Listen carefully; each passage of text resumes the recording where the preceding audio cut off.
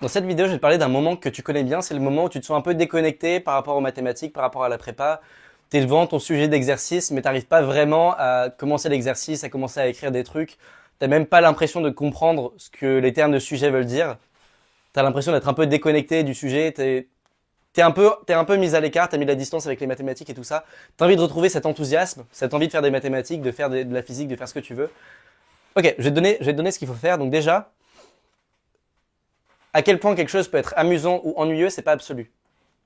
C'est-à-dire que l'exercice qui te paraît actuellement ennuyeux, tu peux trouver un moyen de le rendre amusant. Tout peut être rendu amusant. Il y a plein de sujets quand j'étais en prépa où, pendant que le prof les présentait, j'avais l'impression que ils étaient complètement inutiles, qu'ils servaient à rien du tout, que je voyais pas l'intérêt de ce truc-là. Je les trouvais inintéressants. Et pourtant, quelques mois après avoir fait quelques exercices dessus, avoir compris un peu ce qui se passait, ah c'est subtil, ok, j'aimerais bien en savoir plus. Ça a éveillé ma curiosité et quand je revisite le chapitre, je le trouve passionnant et j'ai envie de faire tous les exercices au monde sur ce sujet-là. Et c'est vraiment ce point de vue-là, quoi. C'est un exercice, t'as l'impression que t'es déconnecté des mathématiques ou de la science ou de ce que tu veux, mais si t'arrivais à trouver ce qui était amusant à propos du sujet-là, tu pourrais replonger dedans.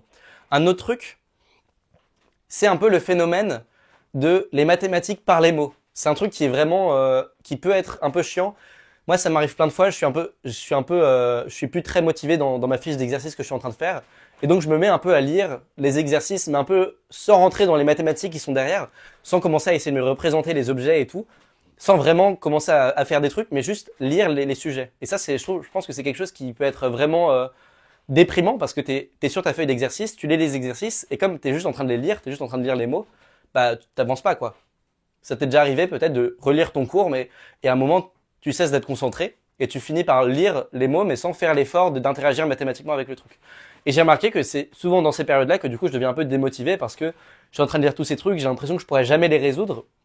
Mais il y a des énoncés qui sont vraiment intuitivement évidents, mais avec beaucoup de mots et donc qui nous effraient un peu. Enfin, ce que je veux dire, c'est que quand t'es devant tes exercices et que t'as pas envie de les faire, en général, c'est parce que t'as pas fait l'effort de te les représenter mentalement.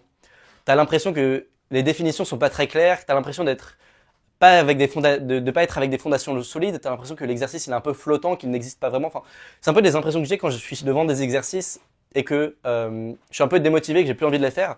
C'est parce qu'en général, je me suis pas représenté clairement les termes du sujet. Ce que je veux dire par là, c'est que quand tu es dans ton exercice, si tu fais l'effort de regarder chaque terme qui est dans la définition ou qui est dans l'énoncé de l'exercice, ok, ça me parle d'un ensemble fini. Est-ce que je peux me rappeler de certains objets sur les ensembles finis?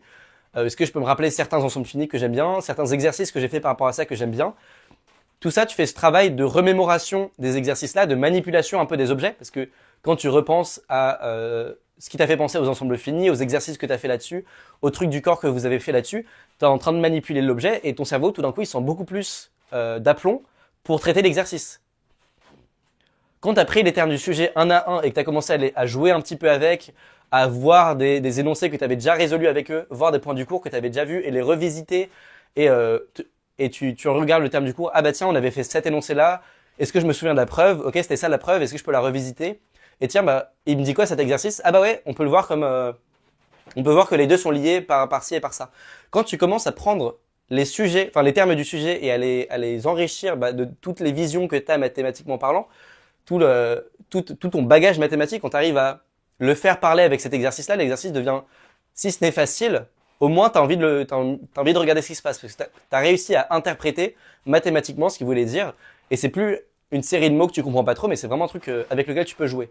Donc ça c'est le point, c'est que c'est vraiment cette sensation-là qui est amusante en mathématiques, enfin en tout cas à mes yeux, c'est quand tu as réussi à tout traduire en termes d'objets mathématiques et que tu es en train de les faire jouer dans ta tête, que tu es en train de transformer les objets les uns les autres, en train de essayer de voir si telle tentative marche, mais vraiment dans ta tête. Enfin, moi je trouve pas ça amusant le fait de rédiger un truc en espérant que ça marche, mais tu comprends pas ce qui se passe. Je trouve ça beaucoup plus amusant de venir interagir avec les objets, les faire parler entre eux. Voilà, c'est ça qui fait que tu vas trouver de l'amusement en mathématiques. Et un autre truc qui est lié à ça, c'est ne culpabilise pas. Il n'y a pas de mauvais exercice en maths. À partir du moment où tu es en train de faire ce que je te dis là, que tu es en train de regarder les objets, te remémorer des points du cours, te remémorer des exercices que tu as déjà fait, les preuves et tout ça, et que tu fais cet effort de revisiter pardon, des déplacements avec les objets mathématiques, quand tu repenses à cet exercice-là et tu dis, ok, comment j'avais visualisé la preuve? Ah oui, parce que on voit que l'application elle est surjective, donc machin machin, et tu as une sorte de bagage mental, de visualisation qui vient avec les objets mathématiques, qui te permet un peu les faire passer du monde des mots au monde des sensations, un peu plus au monde visuel. Et c'est ça qui devient kiffant. Des études ont montré que si tu prends des chercheurs en maths et que tu regardes leur zone d'activité, pendant qu'ils font des mathématiques, c'est la zone visuelle qui est très très présente. Donc il y a vraiment ce côté-là de visualisation qui fait que ça devient amusant de faire des mathématiques.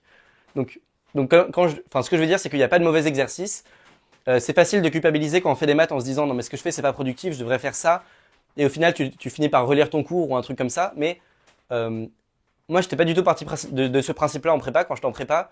Si je faisais cet effort-là de visualisation d'objets, de manipulation un peu des images qu'on a de certains objets, à partir du moment où j'avais l'impression d'être en train de vraiment chercher un truc en mathématiques, dès que j'avais l'impression que j'étais en train de surmonter une difficulté, c'était pour moi des trucs productifs. Je m'arrêtais jamais, je faisais jamais pas un exercice parce qu'il avait l'air trop facile ou parce qu'il avait l'air trop dur. Dès que j'avais cette impression-là de manipuler des objets, de manipuler des images dans ma tête, je considérais ça comme des mathématiques. Et pour moi, c'est ça qui me donnait autant d'attrait, autant d'attirance dans les mathématiques, c'est que il y avait ce côté où j'étais en train de manipuler avec des objets que je maîtrisais, plus que des objets qui sont sur ma feuille, mais j'ai du mal à me les représenter. Enfin, ce que je veux dire, c'est que si tu as la flemme de faire des mathématiques, c'est parce que tu n'arrives pas à te représenter les objets, tu n'arrives pas à comprendre mathématiquement ce que le sujet veut dire. Donc n'hésite pas à taper au plus simple possible. Ça m'arrive plein de fois où je suis devant un exercice, j'ai la flemme de me lancer dedans et je repense à des trucs beaucoup plus simples que l'exercice en lui-même. Je repense à un exercice que j'avais fait il y a 1 an ou que j'avais fait il y a 3 mois. Je repense à cet exercice-là et je le résous et juste le fait d'avoir fait un truc en terrain inconnu, d'avoir manipulé certains objets, donne beaucoup plus à mon cerveau l'envie de se jeter sur cet exercice-là. Donc quand tu vois un exercice et que tu as l'impression d'être plus du tout, que ça t'intéresse pas trop, tu comprends pas trop pourquoi tu es là en prépa, pourquoi tu es en train de faire ces exercices-là, ça peut être une solution au lieu de se forcer à faire des trucs qu'on comprend pas trop, au contraire, aller vers ce qu'on connaît. Au lieu de faire des exercices qu'on connaît pas trop, qui ont l'air obscurs, aller vers ce qu'on connaît, se rappeler de trucs qu'on a déjà résolus, ça nous donne parfois l'énergie de se lancer vers ces exercices qui sont plus inconnus. Voilà, ça c'est une solution. Et une deuxième solution qui est pas différente mais qui est appliquée en même temps, c'est n'oublie pas que tu as une chance incroyable actuellement de pouvoir travailler pour progresser. La fin de la prépa, ça va arriver très vite et quand ça arrivera, tu auras un peu cette nostalgie, peut-être ou peut-être pas, tu auras peut-être un petit peu cette nostalgie de ah bah maintenant c'est fini. Mon classement, l'école que j'ai eue, c'est dans le marbre, c'est gravé dans le marbre, je pourrais plus jamais y toucher. Et on a un peu ce moment où on revoit en arrière notre prépa et on se demande j'aurais peut-être pu faire ça différemment, j'aurais peut-être pu travailler comme ça différemment. Il y a ce moment-là où j'avais l'impression que ça c'était productif, mais non. Et t'as cette chance-là actuellement de pas juste avoir cette discussion au passé où on est frustré avec ce qu'on a fait au passé, mais de pouvoir travailler et progresser en mathématiques. Donc t'as cette chance-là. Je sais que quand t'es en prépa ou quand t'es en train de faire des mathématiques en général, t'as l'impression que c'est un truc infini qui va jamais s'arrêter. J'avais un peu cette impression-là pendant certains moments en prépa où t'as l'impression que c'est un peu tout le temps les mêmes exercices, un peu tout le temps les mêmes trucs. Mais en réalité, c'est une période assez courte quand tu la vois avec du recul, la période de la prépa. C'est une période courte où tu peux faire ce que tu veux, où tu peux tout changer, où tu peux changer ton niveau en mathématiques, tu peux changer ta manière de travailler. T'as cette chance-là qui est exceptionnelle, qui va pas durer du tout. Profites-en et n'oublie jamais, quand tu es dans ces moments-là où tu as la flemme, tu comprends pas trop ce que tu fais, n'oublie jamais que dans quelques années, tu pourras plus rien changer à ce que tu auras fait pendant ta prépa. Ça paraît évident, mais on a du mal à se le représenter, ce qui va se passer après la prépa, et tu arriveras dans un moment où peut-être que tu vas regretter certaines actions que tu fais maintenant. Donc, ça va peut-être arriver, et moi c'est un truc qui était assez motivant pour moi de me visualiser concrètement avec l'échec absolu, de me visualiser concrètement moi qui n'avais plus aucune école du tout après la prépa, et ça m'aidait à motiver parce que ça me faisait transparaître toute la chance que j'avais de pouvoir actuellement progresser en mathématiques dans les matières qui me plaisaient. Donc ces deux trucs-là, vraiment, en général quand on a comme je l'ai dit, quand quelque chose nous paraît inintéressant, c'est pas qu'il est inintéressant dans l'absolu, c'est qu'on n'a pas trouvé le truc qui faisait que c'était marrant. Comme je l'ai dit, tous les chapitres en mathématiques, en physique, ont quelque chose de drôle, ont quelque chose de divertissant, ont quelque chose de fantastique à propos de ces chapitres-là. Faut juste le trouver et si t'as la flemme de faire de la physique actuellement, si t'as la flemme de faire des mathématiques actuellement, comme je l'ai dit, fais ce qui te fait plaisir. Il y a pas d'exercice qui est inutile. Si t'as envie de faire de la physique actuellement et que t'as pas envie de faire des mathématiques, fais ce qui te fait plaisir parce que comme j'ai dit, il y a un peu ce phénomène où quand on fait des trucs qui nous plaisent, où on a l'impression de progresser, ensuite on a envie de, enfin on a plus le courage de s'attaquer à d'autres choses. Je me souviens de chapitres en mathématiques où j'avais l'impression que j'étais maudit, que c'est des chapitres où j'allais jamais pouvoir être fort, et donc je travaillais d'autres chapitres, et avec la progression que j'avais dans les autres chapitres, ça me donnait l'énergie de travailler dans ces chapitres-là qui me paraissaient un peu plus compliqués. Donc, si t'as la flemme, si t'as l'impression que t'es en train de faire des exercices, mais que t'es pas vraiment en train d'interagir avec les exercices, que t'es plus en train de lire un sujet sans le comprendre, n'hésite pas à chercher ce qui te ferait plaisir actuellement, à aussi chercher ce qui pourrait te faire plaisir dans cet exercice-là, mais aussi de faire ce qui te plaît. Si ce qui te plaît, c'est pas de faire de la physique maintenant parce qu'il est 23 heures et que t'as envie d'aller dormir, bah va dormir, fais ce que tu veux. Euh, c'est possible en prépa de à la fois avoir des choses très exigeantes avec soi-même, à la fois avoir des standards très exigeants avec soi-même, mais aussi de faire des trucs qui nous font plaisir. Parce qu'on peut trouver le plaisir n'importe où, en mathématiques et dans le travail en général. Faut juste le chercher.